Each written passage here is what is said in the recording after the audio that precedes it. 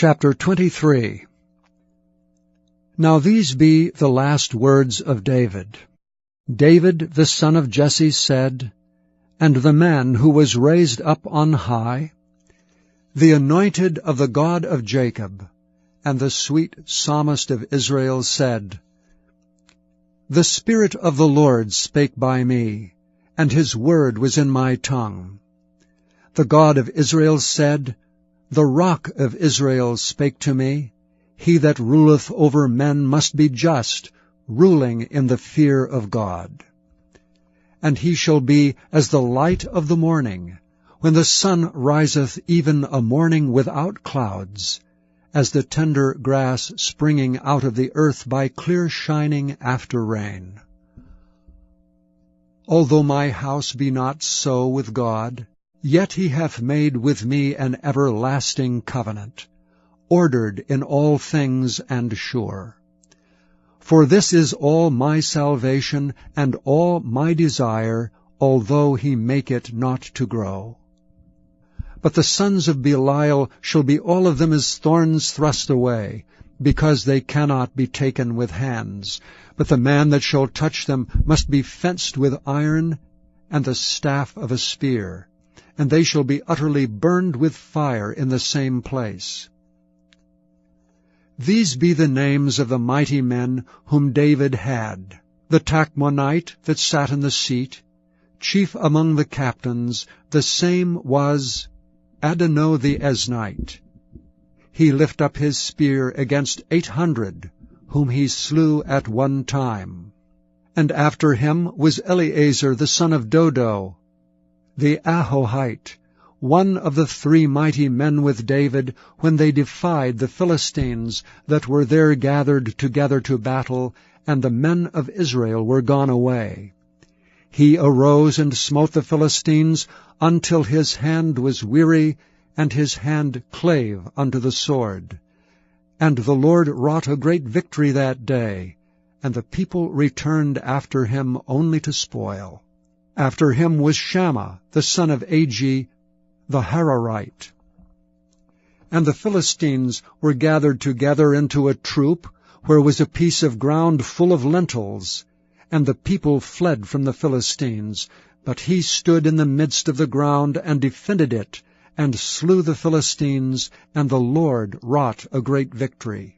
And 3 of the 30 chief went down and came to David in the harvest time unto the cave of Adullam. And the troop of the Philistines pitched in the valley of Rephaim. And David was then in an hold, and the garrison of the Philistines was then in Bethlehem. And David longed, and said, O that one would give me drink of the water of the well of Bethlehem, which is by the gate. And the 3 mighty men brake through the host of the Philistines, and drew water out of the well of Bethlehem that was by the gate, and took it and brought it to David. Nevertheless he would not drink thereof, but poured it out unto the Lord. And he said, Far be it from me, O Lord, that I should do this. Is not this the blood of the men that went in jeopardy of their lives? Therefore he would not drink it. These things did these 3 mighty men. And Abishai the brother of Joab, the son of Zeruiah, was chief among 3. And he lifted up his spear against 300, and slew them, and had the name among 3. Was he not most honorable of 3? Therefore he was their captain. Howbeit he attained not unto the first 3. And Benaiah the son of Jehoiada, the son of a valiant man of Kabzeel, who had done many acts, he slew 2 lion-like men of Moab. He went down also and slew a lion in the midst of a pit in time of snow. And he slew an Egyptian, a goodly man, and the Egyptian had a spear in his hand, but he went down to him with a staff, and plucked the spear out of the Egyptian's hand, and slew him with his own spear. These things did Benaiah the son of Jehoiada, and had the name among 3 mighty men. He was more honorable than the 30, but he attained not to the first 3, and David set him over his guard. Asahel, the brother of Joab, was one of the 30. Elhanan, the son of Dodo of Bethlehem. Shammah the Harodite. Elika the Harodite. Helez the Paltite. Ira the son of Ikesh the Tekohite. Abiezer the Anathothite. Mabunai the Hushathite. Zalman the Ahohite. Meharai the Netophathite. Heleb the son of Baanah, a Netophathite. Ittai the son of Ribai, out of Gibeah of the children of Benjamin. Benaiah the Pirathonite. Hedai of the brooks of Gaash. Abi Alban the Arbathite, Asmabeth the Barhumite. Eliabah the Shaalbonite, of the sons of Jashan. Jonathan. Shammah the Hararite. Ahiam the son of Sharar the Hararite. Eliphalet the son of Ahashbai, the son of the Maacathite. Eliam the son of Ahithophel the Gilonite. Hezrai the Carmelite. Paarai the Arbite. Igel the son of Nathan of Zobah. Bani the Gadite. Zelek the Ammonite. Naharite the Beerothite, armor-bearer to Joab, the son of Zeruiah. Ira an Ithrite. Gareb an Ithrite. Uriah the Hittite. 37 in all. Chapter 24. And again the anger of the Lord was kindled against Israel, and he moved David against them to say, Go, number Israel and Judah. For the king said to Joab, the captain of the host which was with him, Go now through all the tribes of Israel from Dan even to Beersheba, and number ye the people, that I may know the number of the people. And Joab said unto the king, Now the Lord thy God add unto the people how many soever they be 100-fold, and that the eyes of my lord the king may see it. But why doth my lord the king delight in this thing? Notwithstanding, the king's word prevailed against Joab and against the captains of the host. And Joab and the captains of the host went out from the presence of the king to number the people of Israel. And they passed over Jordan, and pitched in Aroer, on the right side of the city that lieth in the midst of the river of Gad, and toward Jazer. Then they came to Gilead, and to the land of Tatam-Hadshai, and they came to Dan-Jaan, and about to Zidon, and came to the stronghold of Tyre, and to all the cities of the Hivites and of the Canaanites. And they went out to the south of Judah, even to Beersheba. So when they had gone through all the land, they came to Jerusalem at the end of 9 months and 20 days. And Joab gave up the sum of the number of the people unto the king, and there were in Israel 800,000 valiant men that drew the sword, and the men of Judah were 500,000 men. And David's heart smote him after that he had numbered the people. And David said unto the Lord, I have sinned greatly in that I have done. And now I beseech thee, O Lord, take away the iniquity of thy servant, for I have done very foolishly. For when David was up in the morning, the word of the Lord came unto the prophet Gad, David's seer, saying, Go and say unto David, Thus saith the Lord, I offer thee 3 things. Choose thee one of them, that I may do it unto thee. So Gad came to David, and told him, and said unto him, Shall 7 years of famine come unto thee in thy land? Or wilt thou flee 3 months before thine enemies, while they pursue thee? Or that there be 3 days' pestilence in thy land? Now advise, and see what answer I shall return to him that sent me. And David said unto Gad, I am in a great strait. Let us fall now into the hand of the Lord, for his mercies are great, and let me not fall into the hand of men.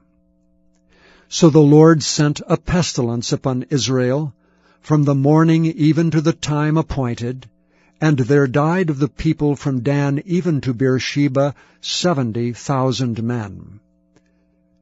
And when the angel stretched out his hand upon Jerusalem to destroy it, the Lord repented him of the evil, and said to the angel that destroyed the people, It is enough.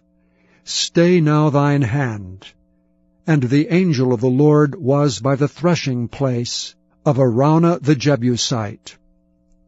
And David spake unto the Lord when he saw the angel that smote the people, and said, Lo, I have sinned, and I have done wickedly. But these sheep, what have they done? Let thine hand, I pray thee, be against me, and against my father's house. And Gad came that day to David, and said unto him, Go up, rear an altar unto the Lord in the threshing floor of Araunah the Jebusite. And David, according to the saying of Gad, went up as the Lord commanded. And Araunah looked and saw the king and his servants coming on toward him. And Araunah went out and bowed himself before the king on his face upon the ground. And Araunah said, Wherefore is my lord the king come to his servant? And David said, To buy the threshing floor of thee, to build an altar unto the Lord, that the plague may be stayed from the people. And Araunah said unto David, Let my lord the king take and offer up what seemeth good unto him. Behold, here be oxen for burnt sacrifice, and threshing instruments, and other instruments of the oxen for wood. All these things did Araunah as a king give unto the king. And Araunah said unto the king, The Lord thy God accept thee. And the king said unto Araunah, Nay, but I will surely buy it of thee at a price. Neither will I offer burnt offerings unto the Lord my God of that which doth cost me nothing. So David bought the threshing floor and the oxen for 50 shekels of silver. And David built there an altar unto the Lord, and offered burnt offerings and peace offerings. So the Lord was entreated for the land, and the plague was stayed from Israel. Chapter 9. For as touching the ministering to the saints, it is superfluous for me to write to you. For I know the forwardness of your mind, for which I boast of you to them of Macedonia, that Achaia was ready a year ago, and your zeal hath provoked very many. Yet have I sent the brethren, lest our boasting of you should be in vain in this behalf, that, as I said, ye may be ready. Lest haply, if they of Macedonia come with me, and find you unprepared, we, that we say not ye, should be ashamed in this same confident boasting. Therefore I thought it necessary to exhort the brethren, that they would go before unto you, and make up beforehand your bounty, whereof ye had notice before, that the same might be ready as a matter of bounty, and not as of covetousness. But this I say, he which soweth sparingly shall reap also sparingly, and he which soweth bountifully shall reap also bountifully. Every man according as he purposeth in his heart, so let him give, not grudgingly or of necessity, for God loveth a cheerful giver. And God is able to make all grace abound toward you, that ye always having all sufficiency in all things may abound to every good work. As it is written, He hath dispersed abroad, He hath given to the poor, His righteousness remaineth forever.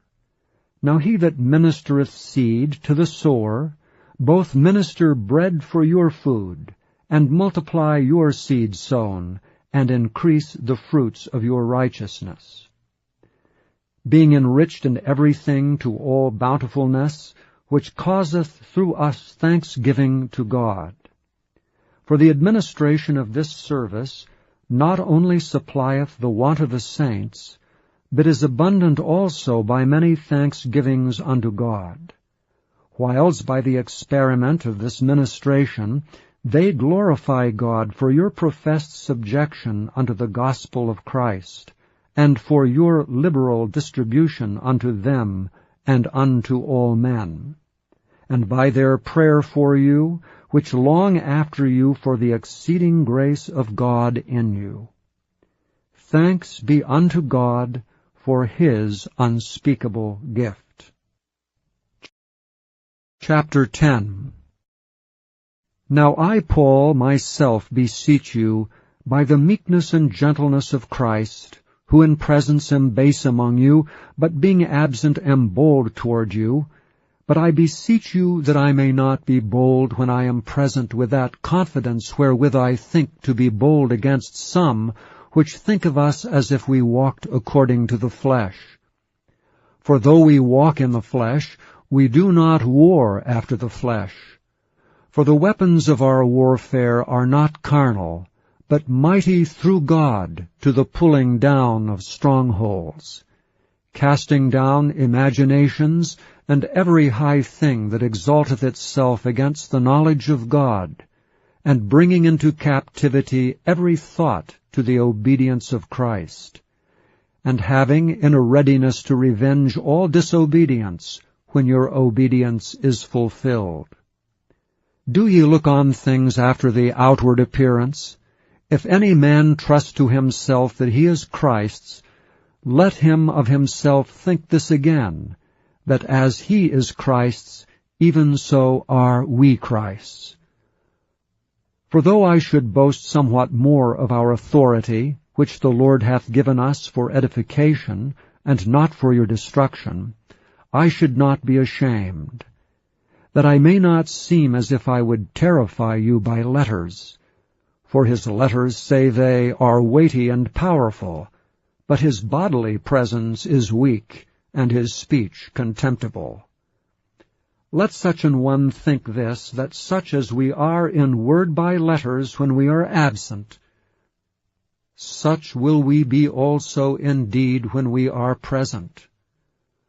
For we dare not make ourselves of the number, or compare ourselves with some that commend themselves. But they, measuring themselves by themselves, and comparing themselves among themselves, are not wise. But we will not boast of things without our measure, but according to the measure of the rule which God hath distributed to us, a measure to reach even unto you. For we stretch not ourselves beyond our measure, as though we reached not unto you. For we are come as far as to you also in preaching the gospel of Christ, not boasting of things without our measure, that is, of other men's labors, but having hope, when your faith is increased, that we shall be enlarged by you according to our rule abundantly, to preach the gospel in the regions beyond you, and not to boast in another man's line of things made ready to our hand. But he that glorieth, let him glory in the Lord.